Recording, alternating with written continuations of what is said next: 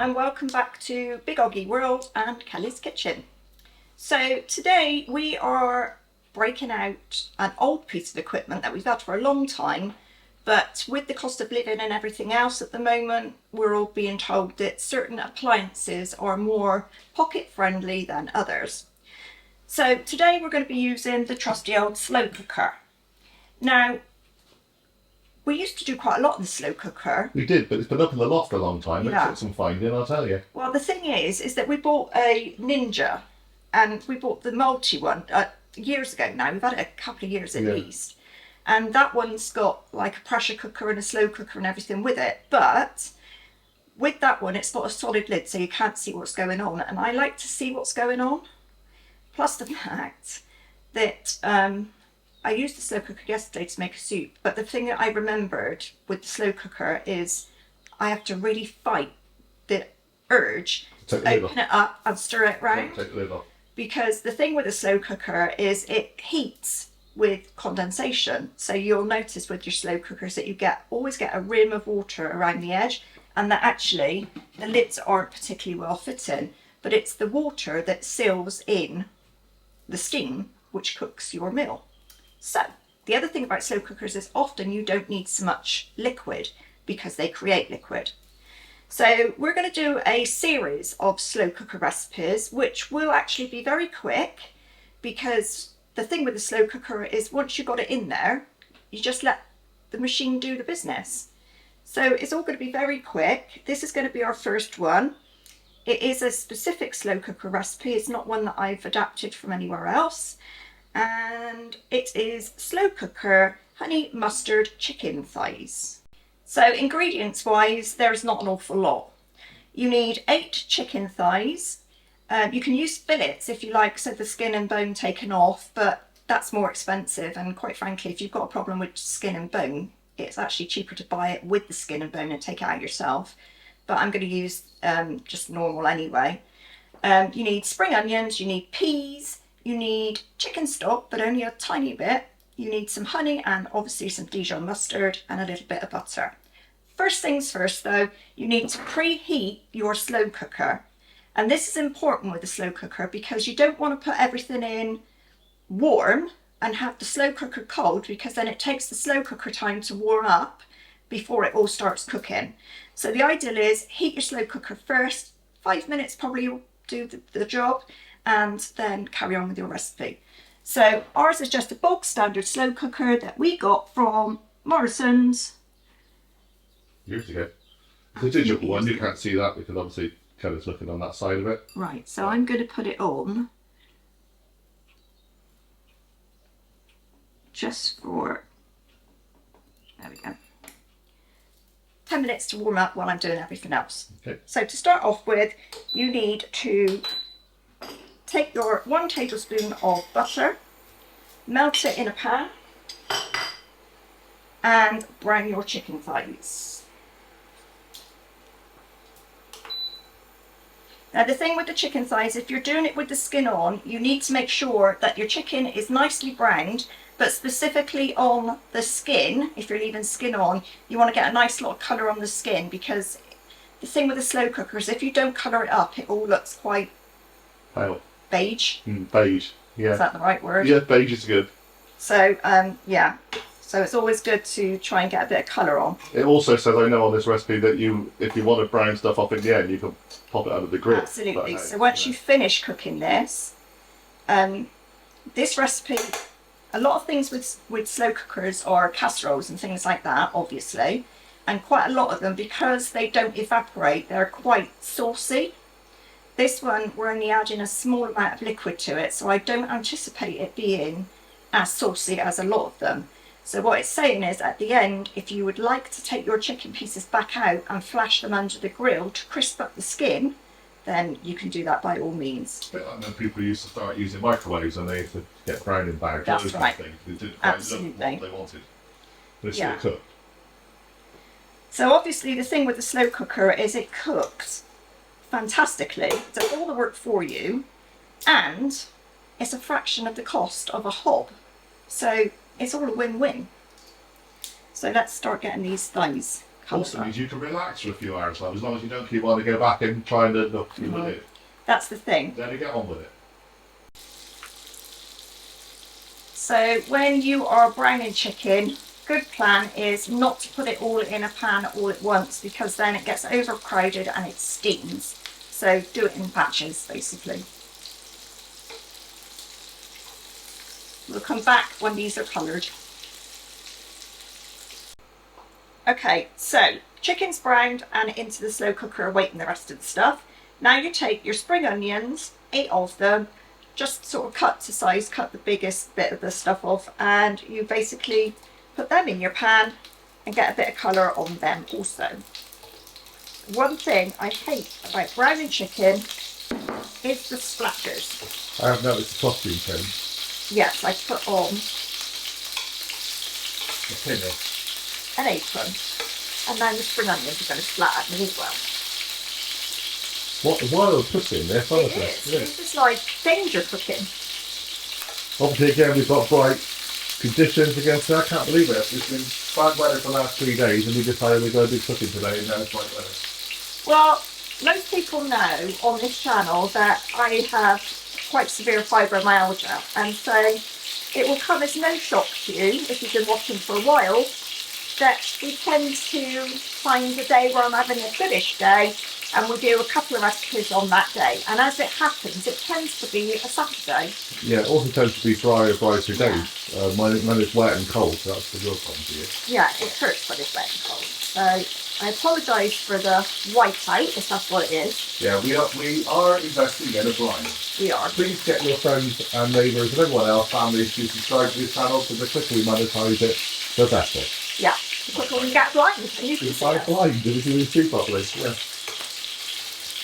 Right, so these are browning up really quickly. Just, you know, I don't know if you want to get a little close-up, John, because I can't really lift them up. I will. Yeah. Yep, they're browning, and I'm not getting too close, because that's pretty lethal, don't they? Yeah, it is. You just want a little bit of colour on them. There's the chicken, by the way, all sitting nicely.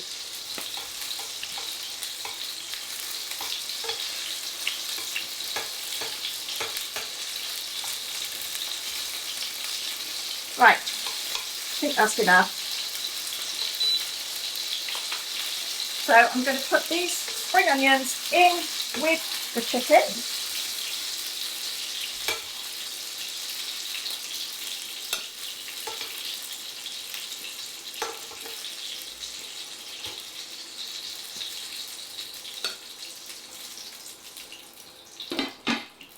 And I'll be right back as soon as I've cleared away this pan.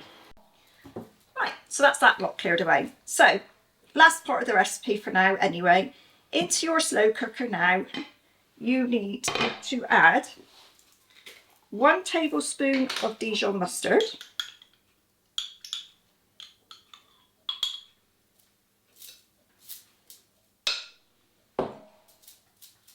And 2 tablespoons of honey. You can use whatever honey you want, excuse me. Although I think probably runny honey would be better than thick honey. Is it thick honey? Set honey, you know what I mean.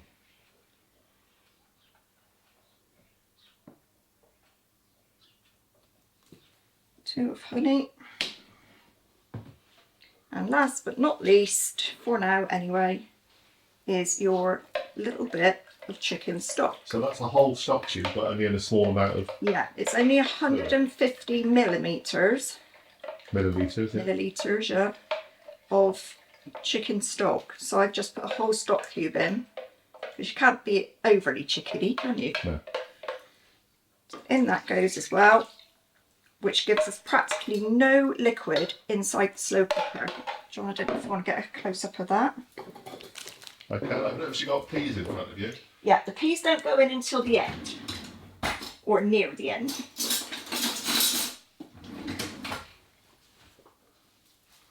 And also, I believe on the ingredients picture there's some cream that goes in near the end as well. Yeah, that goes in near the end as well.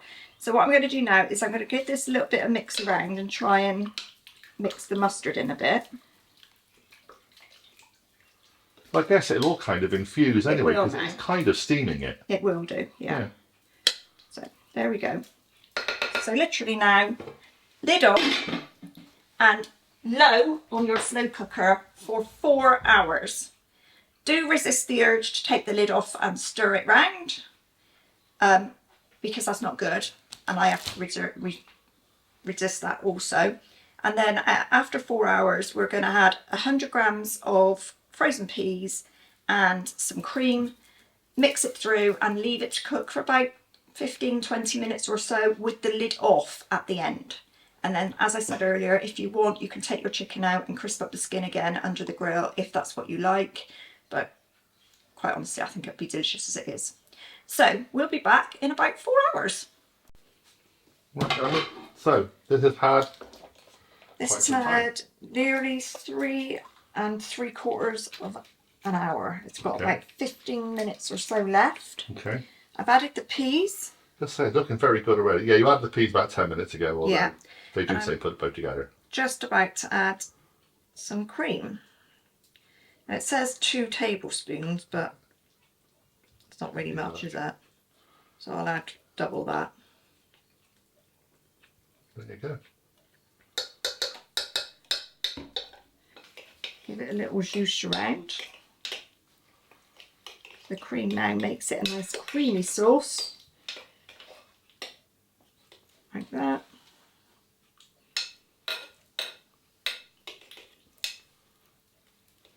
There. So that's basically what it's going to look like.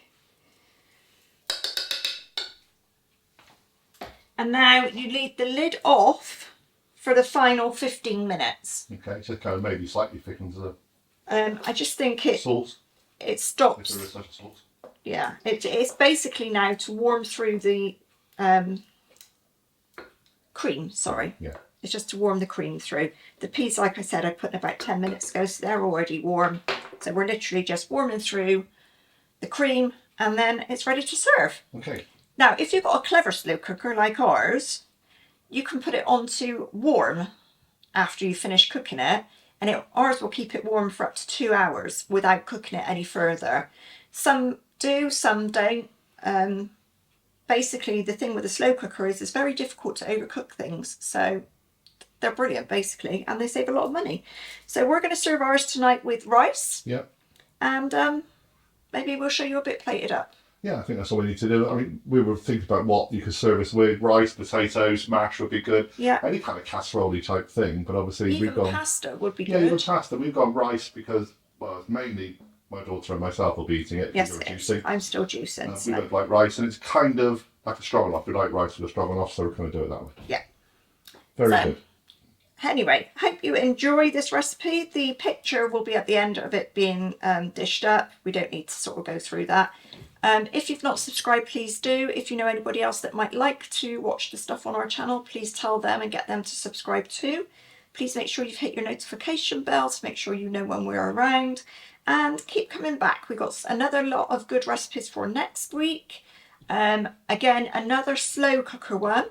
Yep. We're going to do a little series of slow cooker ones. So we'll do a couple and then we'll have a break and go back to normal. Yeah, we're But doing we will- comfort food and we're doing slow cookers for the next couple of months because, hey, it's that kind of weather. Absolutely. So we will build a playlist specifically of slow cooker stuff, but that's going to take a little time. So we'll do 2 on a trot and then do something different and then we'll come back to it. Okay, so hope you all enjoyed this. Hope you all enjoy it if you cook it. Let us know if you do. Please join us on our Facebook page, Big OGGIE World. It's a public page. Anybody can see it. Anybody can join it. And we really like you to share your cooking stuff, pictures, what you'd like us to do, comments, any of those things on there. So come and give that a look and we'll see you all again soon. Bye, everybody.